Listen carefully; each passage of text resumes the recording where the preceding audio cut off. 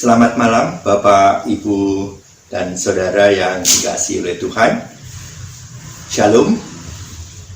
Kita berjumpa kembali di dalam acara Malam Doa dan Pujian malam hari ini di rumah kita masing-masing. Saya berharap kita semua dalam keadaan sehat dan tetap semangat, serta dijauhkan dari segala sakit penyakit. Amin. Tema renungan pada malam hari ini adalah doa sambil menangis dengan bacaan firman Tuhan dari Yoel 2 ayatnya yang ke-12 dan 13. Sebelum kita membaca ayat tersebut, mari kita berdoa terlebih dahulu. Mohon pimpinan Roh Kudus. Mari kita berdoa. Ya Tuhan, kami telah menyediakan hati, pikiran, dan diri kami seutuhnya untuk menerima kehadiran-Mu yang penuh dengan kasih karunia. Kiranya kuasa Roh Kudus boleh memimpin dan menyertai kami, agar firman Tuhan dan renungan yang akan disampaikan dapat dimengerti dan bermakna bagi kehidupan kami.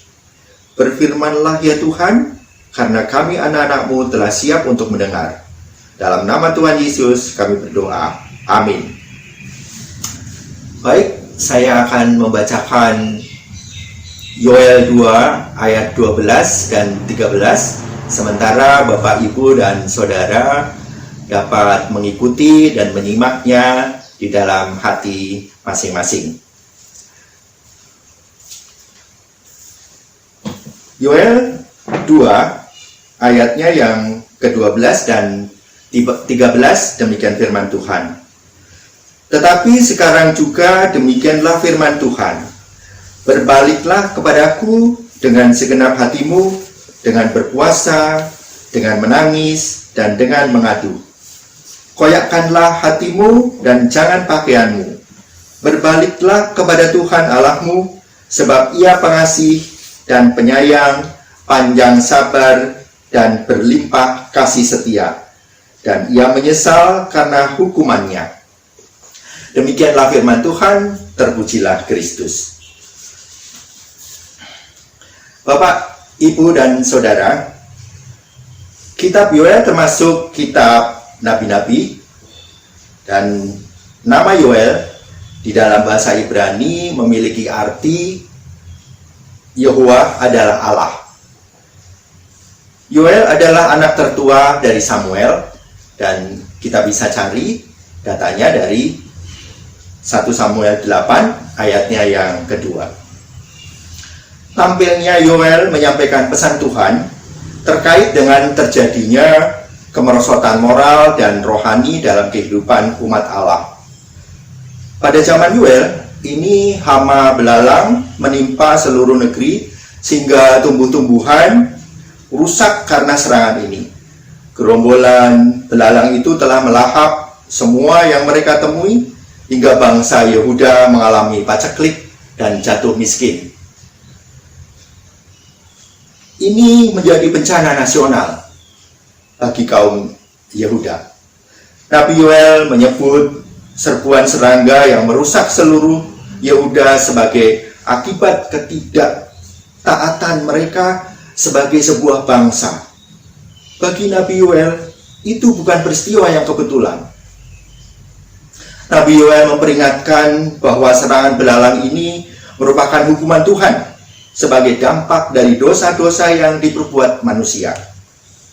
Tuhan memakai hama belalang sebagai teguran dan bentuk pendisiplinan terhadap umat Israel yang telah menyimpang dari jalan-jalannya.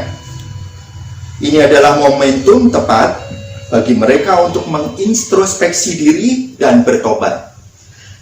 Selagi masih ada waktu, selagi pintu kesempatan masih terbuka, jangan ditunda-tunda waktu lagi untuk bertobat, karena kita tidak tahu apa yang akan terjadi kemudian.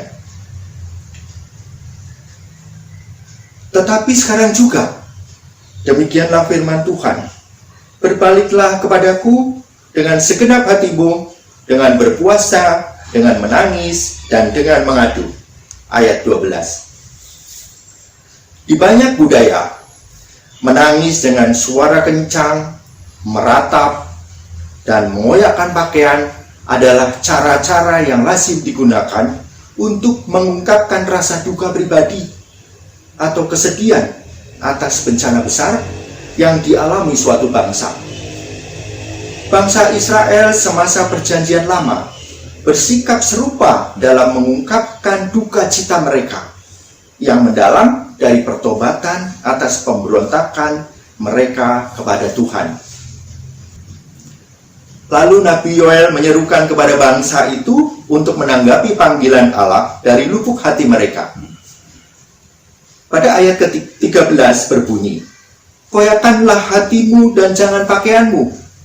Berbaliklah kepada Tuhan Allahmu, sebab Ia pengasih dan penyayang, panjang sabar dan berlimpah kasih setia, dan Ia menyesal karena hukumannya." Dalam bahasa aslinya, kata bertobat itu berarti berubah arah tujuan, yaitu dari jalan orang berdosa yang selama ini dijalaninya ke arah jalan kehendak Tuhan. Atau secara umum, pertobatan selalu mempunyai arti berbalik dari jalan semula, lalu berubah, dengan kata lain, berbalik dari dosa dan jalan kita kembali kepada Tuhan. Intinya, pertobatan itu selalu menuju kepada perubahan yang tentunya ke arah yang baik dan benar. Pertobatan berarti pembaharuan hidup sehingga kembali kepada Tuhan. Terjadi perubahan total sehingga yang jahat bercela di mata Tuhan ditinggalkan. Bertobat berarti meninggalkan dengan sadar semua yang tidak benar, lalu melakukan yang benar dan tidak akan kembali lagi melakukan yang tidak benar. Bertobat yang ditandai dengan berpuasa dan mengoyakkan hati bukan sekedar mengoyakkan pakaian. Mengoyakkan pakaian lalu menggunakan pakaian karung serta menaruh abu di atas kepala adalah salah satu cara menunjukkan penyesalan terhadap sebuah kesalahan. Tuhan menuntut lebih dari sekedar tanda, melainkan perubahan total kehidupan, yakni kesediaan dan keterbukaan untuk mengoyakkan hati dan meninggalkan dosa-dosa dan berbalik kepada Tuhan dengan setia. Banyak orang yang mau mengoyakkan kesalahannya hanya untuk harga diri atau hanya berpura-pura, tetapi tidak mengoyakkan kesalahannya untuk bertobat. Akibatnya, kesalahan yang sama terus terjadi pada waktu yang berbeda. Itu namanya tobat kumat. Ingat kata Tuhan Yesus, "Pergilah dan jangan berbuat dosa lagi." Bertobatlah di hadapan Tuhan, bukan untuk mendapatkan pengakuan dari manusia. Pertobatan harus diwujudkan melalui ketaatan kepada kehendak Tuhan. Pertobatan yang diserukan Yoel kepada umat Israel ialah pertobatan sejati. Pertobatan yang lahir dari hati yang terkoyak, hati yang merasa hancur dan malu terhadap setiap dosa yang terjadi. Mengoyakkan hati adalah gambaran perubahan hidup yang lahir dari hati yang amat dalam, lalu menyesali serta menangisi semua kesalahan dan dosa. Kita menangis dalam doa karena merasa malu atas dosa-dosa kita. Kita menangis dalam doa karena menyadari dengan sejujurnya akan dosa-dosa kita. Kita menangis dalam doa karena menyesali atas dosa-dosa yang telah kita lakukan. Dosa merupakan kekejian bagi Tuhan. Dosa tidak dapat ditutupi dengan dalih berbuat baik. Dosa hanya bisa diampuni jika ada penyesalan dan pengakuan yang tulus di hadapan Tuhan. Bukankah dosa yang tidak diakui akan melahirkan dosa-dosa yang baru? Bapak, Ibu, Saudara yang kekasih, pada kenyataannya bahwa dunia ini yang tadinya adalah baik, kemudian karena dosa, kejahatan, dan kerakusan manusia menjadi rusak. Sekarang ini bencana terjadi di mana-mana.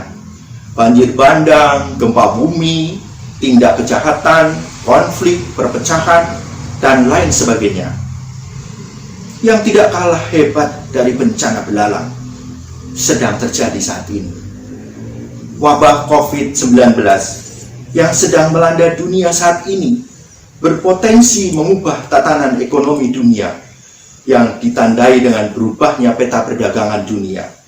Selain mengakibatkan mandeknya berbagai bidang usaha, manusia yang cemas, takut dengan kemungkinan mereka bisa tertular virus, khawatir kemungkinan virus mempengaruhi kehidupan perekonomian mereka. Memang dunia ini kelihatannya bukan menjadi lebih baik. Seperti lagu We Are the World, We Are the Children. It's true we will make a better day, just you and me. Namun, apakah benar manusia sendiri sanggup membuat dunia ini menjadi lebih baik? Di saat seperti sekarang ini, Nabi Yoel menyuruhkan kepada seluruh orang untuk bertobat. Tidak terkecuali kepada orang tua, orang muda, kepada anak-anak, kepada siapapun juga untuk bertobat dan berbalik kepada Tuhan. Karena memang Tuhanlah yang sanggup merestor semuanya. Manusia tidak akan dapat sanggup, hanya Tuhanlah yang sanggup. Manusia tidak akan sanggup untuk memulihkan apa yang rusak oleh dosa. Hanya Tuhanlah yang dapat memulihkan dan memulihkan hidup kita, karena Ia adalah pencipta kita. Di dalam kita berbalik kepada Tuhan, Tuhan menghendaki ketulusan dan niat kita untuk benar-benar kembali kepada Tuhan. Bukan kembali kepada Tuhan karena ada maunya, tapi benar-benar kembali kepada Tuhan dengan tulus, karena di luar Tuhan tidak ada kehidupan. Di luar Tuhan yang ada hanyalah maut dan tiada damai. Karena itu, biarlah kita dapat berbalik kepada Tuhan.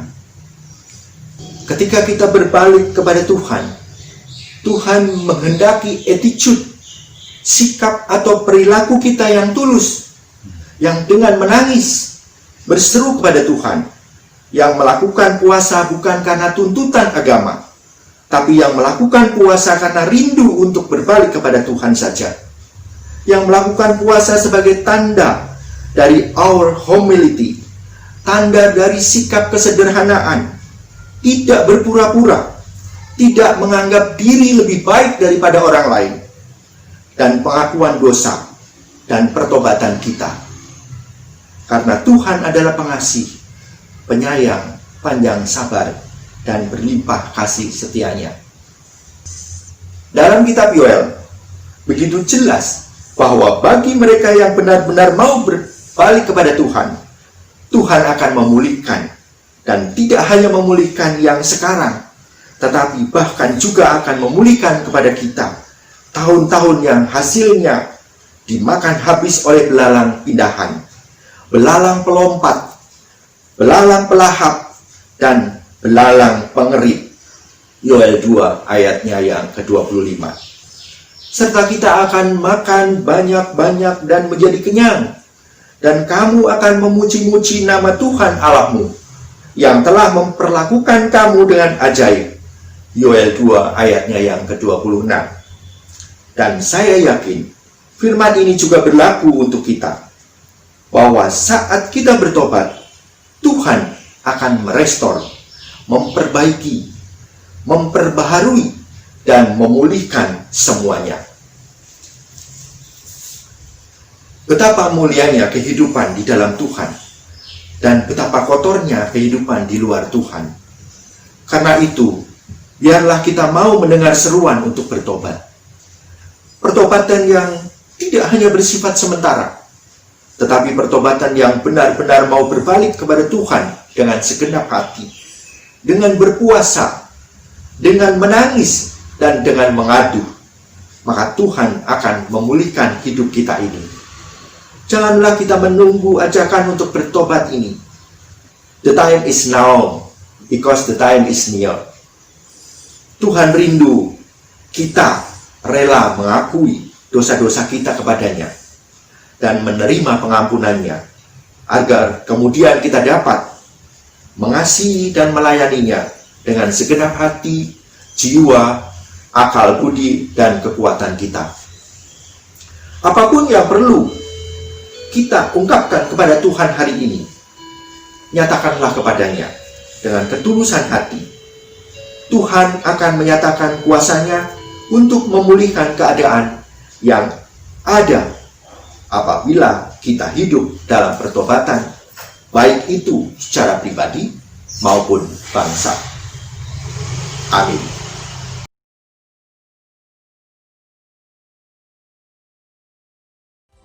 Yesus Kristus namanya. Sungguh bangga aku memiliki Allah seperti Dia. Haleluya. Allah kuasa melakukan segala perkara. Allahku maha kuasa. Dia ciptakan seisi dunia, atur segala masa.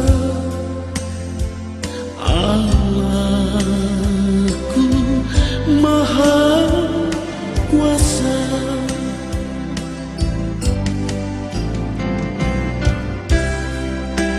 Dialah Allah yang maha kuasa, Allah yang dahsyat, Allah yang tiada bandingannya. Dialah Allah yang menciptakan langit dan bumi dan seisinya. Dialah Allah yang maha agung, Allah yang maha perkasa.